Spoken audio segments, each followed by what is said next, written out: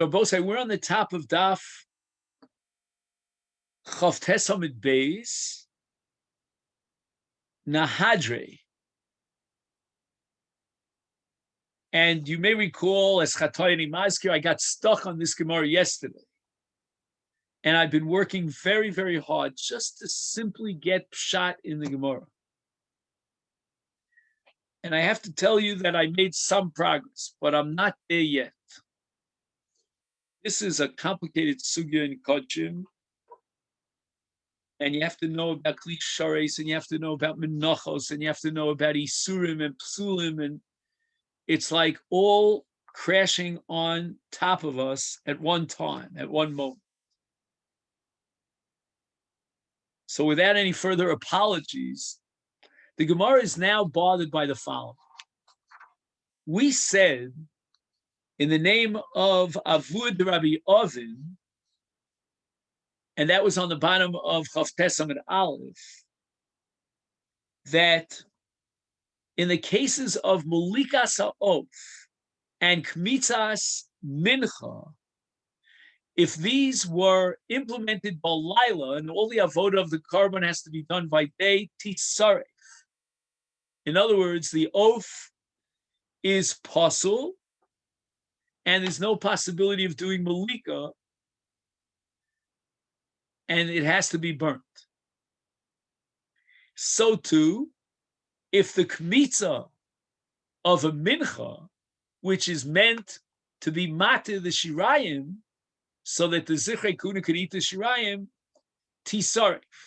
There's no way you could salvage that mincha and the shirayim thereof, because it was implemented at night. So the Gemara says the following. With regard to Malikas Ha'of, Balayla, I have no problem. Very easy and smooth to understand it, because once you've done the Malika, you can't wait till the morning and do another Malika.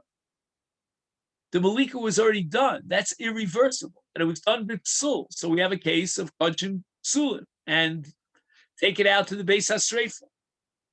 But, says the Gemara, here on the top of Amud Beis, that in the case of a carbon mincha that was the kmitza of which was done by Laila, why can't we just put the kmitza back into the mixture together with the shirayim? In other words, you have either flour or dough, and what you do is you take off a kmitza, usually kmitzas with flour, not with dough, and the rest, the balance, which is left in the kli, is nechal l'zichrei kuna. Now, in order to be matir the shirayim for achila of kahuna, I need kmitza. The kmitza that I implemented at night is invalid, so I have nothing to be matir the shirayim. So the Gemara says, why not just take the kmitza and replace it back into the kli, mix it together with the original, I shouldn't say the shirayim, I mean the shirayim plus the komets, meaning the whole entity, the whole volume, and do another kmitza by day. You did a kmitza by night, nothing lost, nothing tragic happened. Just simply replace it and start again with daybreak. That's the Gemara's kash. Nahadre unahadre v'nikmitza b'yamama. Replace the komets, which you took out of the kli, put it back and mix it together with the shirayim that's left in the kli, and you're back to square one. Nothing has changed. So that now in the morning, you'll do the kmitza at the right time instead of jumping the gun. But why is it Yisaref? Why does the tradition here of the Bryce of Rabbi Ovin, Avud Rabbi Ovin, insist that we burn the mincha? So up to this point, I'm okay. I understand the Gemara's objection. Malika is irreplaceable, meaning you cannot do a second Malika. But why can't you do a second Kmitza? One that you did Balayla is not valid, and you'll replace it with a different Kmitza in the same mixture by day.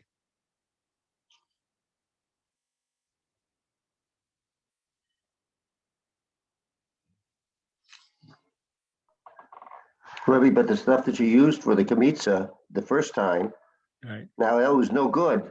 But you bring ma'ariv in with all the other stuff. So when you make a new kamitza, you're not necessarily getting the exact same stuff that you had before the first time to do it right. You're getting some new stuff plus old stuff. No, again, there's no new stuff. It's exactly what it was. In other No, words, no, the new stuff. The new stuff is with the shirayim that was left over after you made your kamitza. There was still stuff for solus that was on the table. There was still more. There was more. What do you call flour on the table? Say. no, that's what we're talking about. You separated the komets, right? He does the kmitza, Yeah, and he yeah. puts it into a klishares. It He's was no good now then. he's now got physically, in terms of pure physics and molecules, it's exactly when he replaces the comets and mixes it back with the shirayim, he's exactly where he started. There's no other add mixture. Yeah, but how is that The makir? question that we have to focus on is whether or not the comets itself became possible. Do you follow? Right, In other right. words, since it was a kmitza b'layla, then again, molecules, it's the same molecules. It's the same flour. It's the same volume. And it's now going back to where it was before. But the question is, in this transition, when he did the kmitza and now it's b'layla, did the komets itself become possible so that he cannot now mix it back with the shirayim? But again, there's no admixture of anything on the outside. No, yeah, okay. So the Gemara says, "Hu tanila, v'hu amarla." In other words, the father Rabbi Oven was the one who presented this halacha, this brisa. The Amoraim each one had their own brisa, so this was his brisa. V'hu amarla, meaning he interpreted the brisa, and therefore he's going to come up with an answer to the question that we have, the objection that we raised on the brisa. Why is it that we cannot simply replace the komets, mix it together with the shirayim, and you're back to where we started with, and now do a new kmitza by day? And the answer is that kli shares mekadshim afilu shalo bizmano. Now again, Rabosai, I'm going to present to you what Rashi says, which you'll see on the second line from the top here on Chavtes Amid Beis. I will present it the way the Mesifta sort of embellishes it a little bit, because Rashi is very terse. While I'm presenting this biur, this explanation, you'll be looking with your eyes at Rashi, one line down from the top of Amid Beis, and it goes until the beginning of the skinny lines in Rashi. He says the following: the komets, after you did the kmitza, is nitna b'kli shares. So that we started with a kli shares that had the carbon mincha inside of it, and now we're introducing a second kli shares. Because after you do the kmitza, the content of that kmitza has to be placed into a kli shares. That's number one. The kevan shenasad es hakomets b'kli, even at night, and again, that's going to be the whole sugya that we're going to learn. The Gemara is going to vacillate back and forth whether this is so. But right now, we're holding, in order to explain the brisa of Avua Diovin, that the kli sharis even at night is going to be makadesh the shirayim. What does that mean in terms of our sugya and the answer to the question of Nahadri? He says, Afal pi shalayla eino zman hakmitza. Nevertheless, hakometz niskadesh b'kli. A kli sharis, which is always makadesh, the contents inside the kli, will be makadesh the komets. Again, we're not there yet. I just want to take a pause and point out that this is a bit of a revelation, of a revolution, and a revelation. Why? Because when we say that Kli Sharis is Makadesh, anything that goes into the Kli, that's because what you put into the Kli is meant to be put into the Kli. The Kli is not Makadesh, anything you put into a Kli. For example, you could put Dam into a Kli, and it's Makadesh the Dam if the Dam is meant to be in the Kli.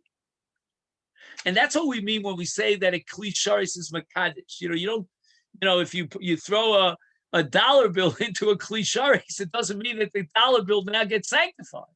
But if the avoda requires that it be put into the keli and then you go on with the avoda, then the kli is makadesh. And therefore at night, this kometz doesn't deserve to be, it's not designated to be in the kli sharis.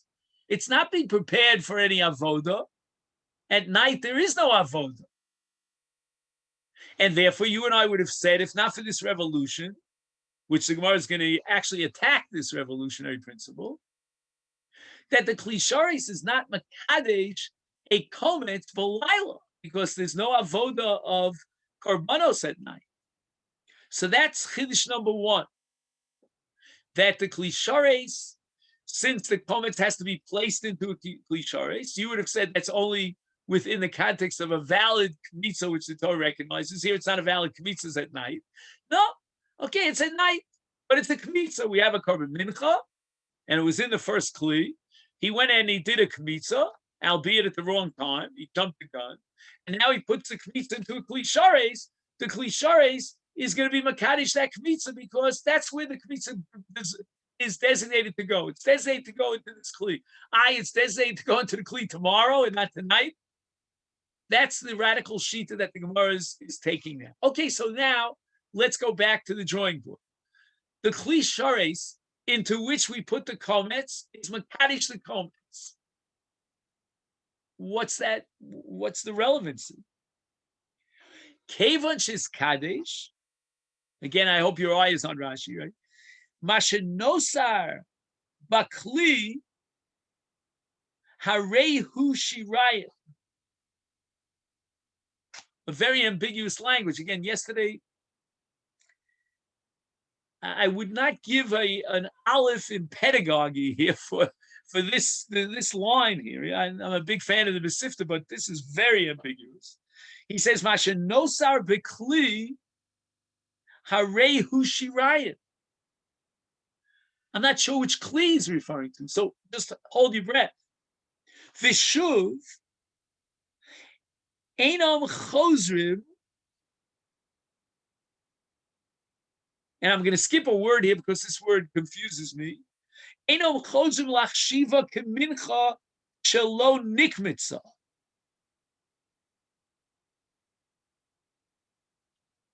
Now, what I think he's saying is one of two things, and maybe they're both correct, that the Shirayim remains Shirayim, and the kometz remains kometz. And this is a result of Kiddush Kli. In other words, you and I would have said, and that's what the Gemara's kasha was when it said Nahadre, so he took out the kometz. That's meaningless. If you pardon the phrase, it's a Masechet. It's like a monkey would do a kmitza. We love monkeys, but the monkey can't do a kmitza. And it's Lila. There's no kmitza but Lila. What makes the kometz into a kometz? And that's very relevant.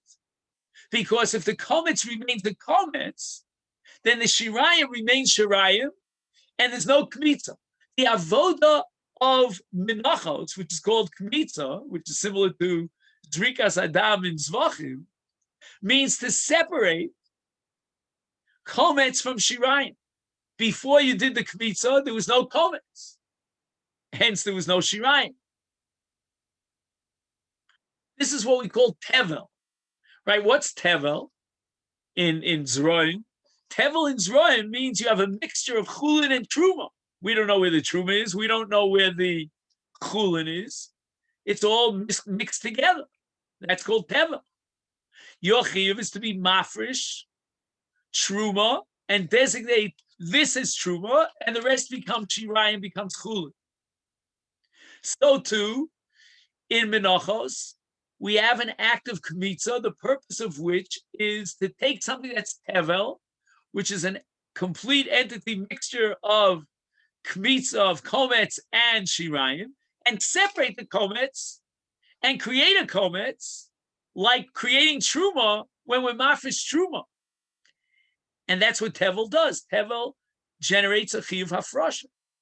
In menachos, that chiyuv hafrosha is called kmitza. But if the kmitza at night, which you and I would have said intuitively is meaningless, if it's meaningful to create a shem komets, then you've already separated two entities. One is called komets, the other is called shirayim.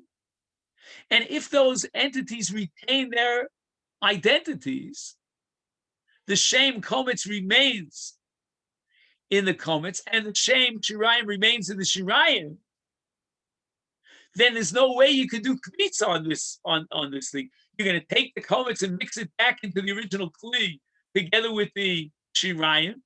You haven't gained anything, because the komets, wherever it is, I don't know where it is, but wherever it is, it's komets. And wherever the shirayim is, it's shirayim. Hence, you don't have tevel, you don't have a mixture, and you can't achieve and implement kmitza. The whole thing is gone. Take it to the Beis HaSreif. So let me read to you the language again, because it's very ambiguous. He speaks about the kli, he speaks about the shirayim, then he speaks about another kli. You never know what he's talking about here. It's really not, it's not clear, but this is the best I can do. What I think he means is that since he did the kmitza, and he put the komets into a kli sharis, his kadesh, and once it was this kadesh, it retains its status as komets. And then he writes, "Umashenosa b'kli," and I think he's referring to the first kli, "Areyu shirayim," because once you tell me that this is komets in the second kli, then memela, by process of elimination, so to speak, this in the first kli is shirayim. So you've got shirayim in one kli, and you've got komets in another kli. Vishuv enam chozrim le'isa. Now, this was the word that threw me off. I think the word isa here does not mean dough. D-O-U-G-H, right? We're not talking about a dough over here. We're talking about flour, not a dough. You know, if you want to talk about challah, you can talk about an isa. But I think the word isa here, again, I'm hoping I'm not misleading you and not misleading myself, means a mixture. You know, when you use the word dough, you take the water and you knead it together with the flour, and you get a new entity called a dough, an isa. In every case of komets, of kmitza, we need an isa, not a dough in the sense that he added water. He didn't add any water now. But what he has is an absolute mixture. And that's what he needs in order to implement kmitza. But he says, Shuvenim chozrim li isa. I think he means you cannot mix it together and create an isa, lios isa. Ulach shiva. And now we look at this entity of an isa, or what I called before tevel, kin mincha shelo nikmitza, that it's a mincha without kmitza. So now he could go ahead and do the kmitza. Umemela I efshar likmotz es a mincha b'shenis. There's no way that he can implement a second kmitza. And all he's left with now is the first kmitza, but kevan shakmitzi balayla ain't a kshera. The ein lemincha zu takana v'yotzim li sarev, yotzes li sarev. It has to be burnt. Now, in the footnote, he quotes the Stipler, the Kilas Yaakov, and he says that es hakomets, efshol lahafnish rak, you can only be mafresh a komets, and again, the word hafrosh here is, I think, deliberately used here because it's a parallel to Hafroshes Truma from Tevel. Mean mincha shekula tevel. You could only be mafresh a kometz from a mincha which is completely mixed up together in tevel. So it's got both shirayim and kmitza, and it's undifferentiated. It's all one mixture. V'akmitza shenasta v'layla kidsha sakometz. In other words, it engendered a shame kometz, even though it was balayla. Ves hashar, and the balance l'shirayim. V'afilu im yachzor v'yikmotz b'yom kemet shekvar huvra. Beautiful word huvra, right? The idea of tevel is the antithesis of huvra. Tevel means it's not huvra. It's not differentiated. It's all mishkababel together. But here it's kvar huvra. Again, kvar huvra doesn't mean that I can take a microscope and determine which is the kometz and which it's all mixed together. But it's huvra al pi din. It's legally, halachically mixed together. Well, I should say here, kevan shekvar huvra, it's already been differentiated halachically, so that it's not mixed together. No, it's klapi shma yigalia, they know exactly which is the kometz and which is the shirayim. But huvra, as a result of the kmitza that he did balayla, shechelik zeu shirayim, v'chelik zeu kmitza, u'memela shuv eina nechsheves l'kmitza. He cannot do kmitza in a situation of kvar huvra, because kmitza is only feasible and is only meaningful when it's lo huvra, when we have an isa, when we have a tevel situation. Now you can do afrosha. What's afrosha? That's called kmitza. Now, what is the catalyst? What is the mechanism by which the kometz becomes kometz, such that the shirayim become shirayim? I mean, after all, he did a kmitza at night. That's like a monkey, that's a Masechet. How do you generate that shame kometz? And the agent is kli shares. The kli shares into which he places the kometz impacts on the kometz and elevates it, so to speak, to the level of a kometz and generates the shame kometz, which is irreversible. So in the case of malika sa'of, it's irreversible because once you did a malika, you can't do another malika. You've already severed the simanim with that malika. Can't do it again. You can't stitch the simanim back together again to do another malika. In the case of kometz, you can't do another kometz because the kometz still remains kometz.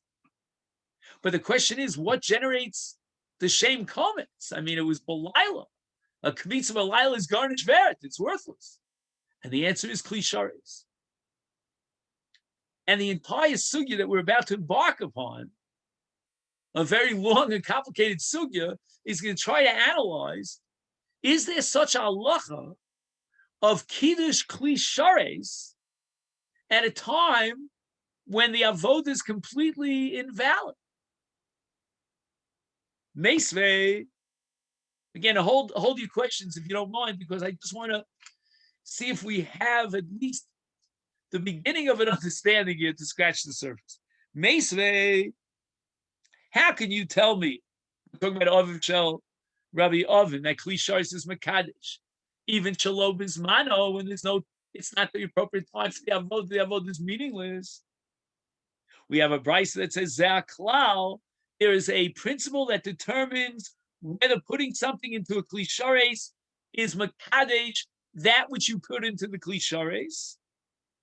Kol hakorev b'yom, kadosh b'yom. If something is meant to be brought on the mizbeach b'yom, then by putting that into a kli shares b'yom, you generate what's called kedushas haguf, and it goes on to mizbeach. Kol hakari b'layla. Okay, this has to do with minchas nisachim. Maybe we'll talk about that later. Is then kadosh b'layla. If you put minchas nisachim, it's a special kind of a mincha, and you put into a klisharis at night, then since that's the time for the carbon of Minchas Nesachim, it's one of those unique, fluky cases in the constellation of Kodshim, and you put it into a klisharis, then the kedushas haguf that's necessary in order to use these menachas on the mizbeach for akrava is engendered by the klisharis. And bein bayom ubein balayla. So for that we have to know a little bit more about Minchas Nesachim. And I'll just read to you the psukim with regard to a carbon, that certain karbonos have to be accompanied by a Minchas Nesachim. So the mincha is sort of a tag on to the carbon, to that karava. And also they bring Nesachim. Is those tag-ons, those auxiliary or accompanying karbanos called mincha or nesachim can be brought at night, because there's an extra pasuk in Parshas Pinchas. It says uminchasam v'niskehem, and the Torah added these two redundant words. And the Gemara derives from that in Menachas Daf Mem Daled Amud Beis l'Rabos Hafilu B'Layla.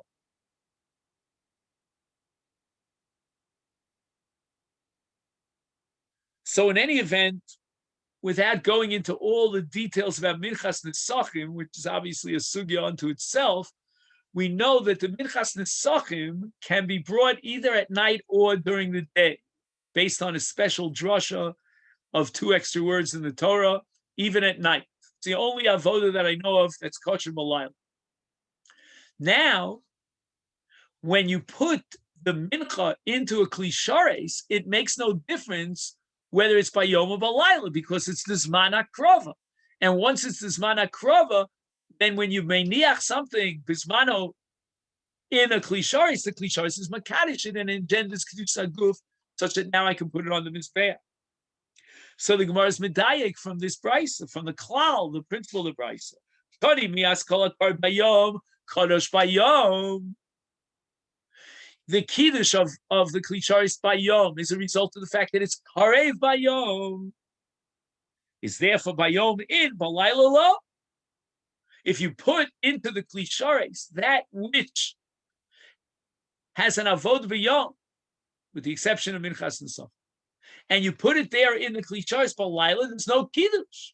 The klisharis does not have the power to engender kiddush and designate something for the mizbeach when it's not the zman of hakrava. Again, I don't know if this will help anybody, but in Brisk we always talk about gavra and chefza. In order for the chefza of the klisharis to operate, you need a maisa gavra. There's no maisa gavra at night. The akrova of the gavra vis-a-vis this object, this zevach, is erroneous. It's completely meaningless. And if you don't have the possibility of a maisa gavra, then the chefza, the kli, cannot operate to be makadish something when there's no possibility of a maisa gavra at this particular moment in time. Okay. So now the Aviv Shel Rabbi Ovin has to defend himself and reinterpret this brisa, this klal. And here, Abosai, we cannot move without brisk. Before I mention my understanding of Gavra and Chefza about whether the Kli could be Makadish at night, okay, that was just musings of Berzon. But the next piece of Gemara that we're about to learn, which is the defense of Aviv Shel Rabbi Oven, can only be understood with Reb Chaim's Lomos. And the basic issue is, what is Kiddush Klisharis? And there are two different dinim, two different dimensions of Kiddush Klisharis. I'll read to you the language of the Gemara and then we'll try to analyze. The Gemara says, Dilma, perhaps what the Brisa has in mind when it says, that you must have Yom in order for the Kli Shareis to be Makadesh, that means that if it's Balayla, Eino Kadosh Li Karev, the ultimate level, the Shlemos of Kiddush, is to generate Kedushas Aguf in the object in such a way that now I can bring it on the Mizbeach. The Kli Shareis does not have that power to do so. Balayla. But there's another mechanism and there's another activity, so to speak, which is accomplished by the Kli Shareis. It's not Kiddush Li Karev, but rather Aval Kiddush Li Pasel, a new dimension, and I would even call it a more basic dimension of the Kiddush Kli Shareis.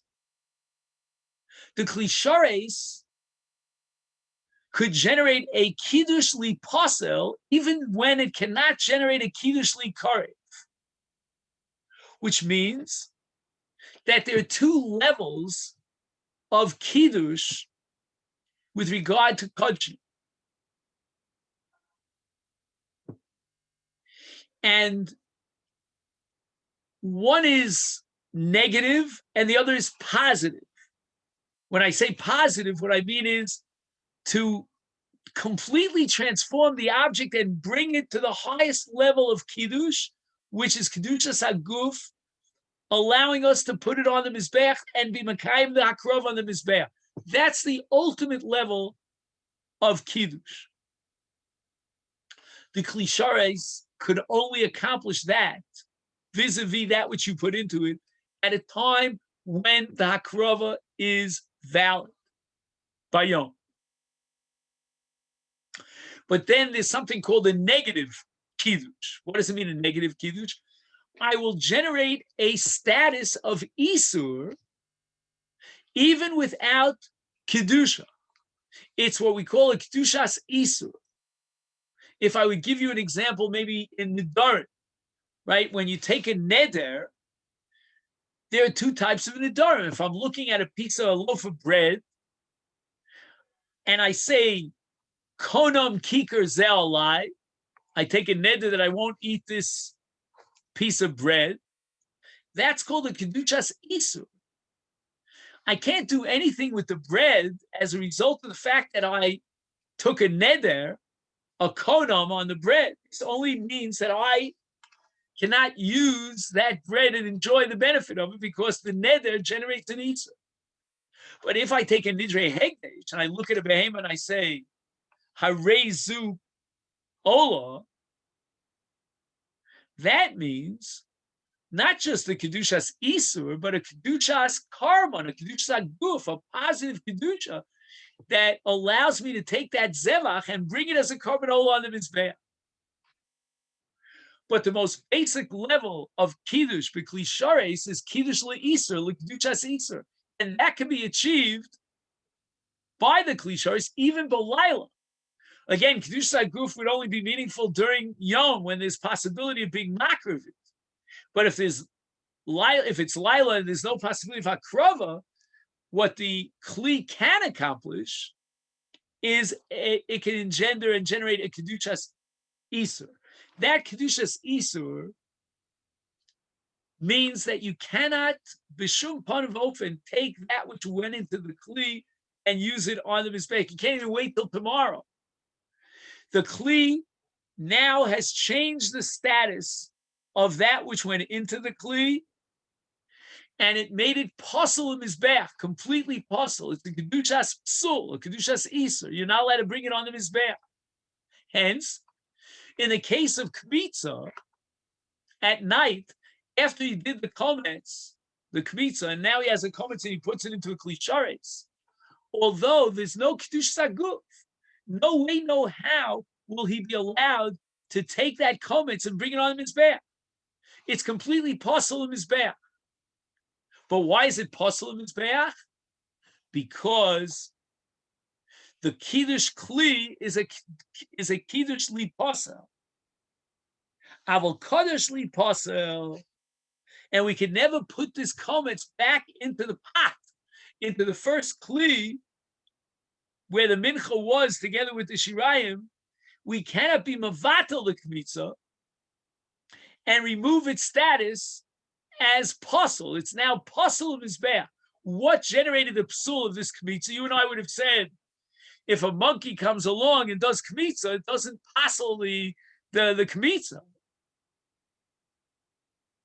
But the answer is because the kmitza ended up in a klisharis, and the klisharis engenders a kiddush li pasa, and it puzzles the komets. The komets has now a shem komets puzzle li ol me'ad, irreversibly. You cannot change it. So again, we have on the one hand the answer to our original question, the hadre, v'nahadar nikvitza b'yamama. Why not just replace the kmitza, put it back to where it started with, and wait 6 hours until daybreak and then do the kmitza? The answer is no. The komets has received, if I could use that word, a shame komets as a result of what? A kmitza of a lila? The answer is kiddush kli, because you took the komets and you put it into a kli sharis. And that level of kiddush can be accomplished, can be generated by a kli sharis even b'layla. Kiddush of kiddush saguf l'mizbeach cannot be achieved. But kiddush li pasel, to engender a shame komets, and now the komets is pasel, that will be accomplished by kiddush kli. And that's not a contradiction to the brisa, because when the brisa says you need kiddush by yom in a kli sharis, it's talking about kiddush saguf to allow me to be makriv the korban on the mizbech. Rabbi, that doesn't mean to say that am I on mute? Yeah, that doesn't mean to say that the kli has two separate functions. It really has only one function, but that function is to be mekadesh. It can be mekadesh something that's roy to be mekadesh to receive kedusha. If it's not roy to receive kedusha, it puzzles it. It makes it ruins it all the time. But it's not a separate. It's not koyach, so to speak. It's just the raw material, the material that goes into it determines what it's going to do. But the kedusha has two dimensions to it. You follow? Yeah, you're right. The klishares is a makadesh. Yeah, it's makadesh, that which goes into it. But what is that kiddush? And there are two dinim in kiddush. There's kiddush in a positive sense that makes it royal akrova, and there's kiddush in a negative sense, which is called a kiddush lipas. Yeah. So also, we're running out of time. I just want to take maybe 2 minutes as we close the shir to just give you a little bit of a heads up of what we're about to learn in Mirza Hashem tomorrow. The Torah says in Vayikra Perek Chav Daled, V'lakachta soles v'afisa osa shteimisrei chalos. This is the mitzvah of lechem hapanim, 12 chalos weekly. V'nasata al hamareches levona zaka. Every lechem hapanim has to be accompanied by what we call levona, which is a kind of a spice, a kind of a not a spice, maybe it's not a word, how do you say samamonim in English? Anyway, it's called levona, and that has to be burnt on the mizbeach. And the Torah says, b'yom haShabbos yarichenu, meaning that there's a mitzvah on Shabbos to organize the lechem hapanim, and it's placed on the shulchan, 6 on one side of the shulchan, 6 on the other in shelves. And this is all in the heichal, in the Mikdash. This is done every single Shabbos. Now, we put 6 challahs on one line, vertically, one on top of the other, and 6 on the other. And on one of the 2 lines, he's going to put a kli, which is called a bezek, and in that kli, he puts levona. How much levona? A kometz of levona. That kli is called Beis Zayin Chapazach, Bezichen in plural. Every Shabbos, they take the chalas and the bezichen that have levona inside of it, that were placed a week ago on the shulchan, and they're maktir the levona on the mizbeach. And this haktaras halevona will effectuate a kiddush of the lechem. So it's very interesting. At one point, there's a basic level of kiddush of the lechem aponim when they're placed on the shulchan, but the ultimate level of kiddush is effectuated by the haktaras halevona.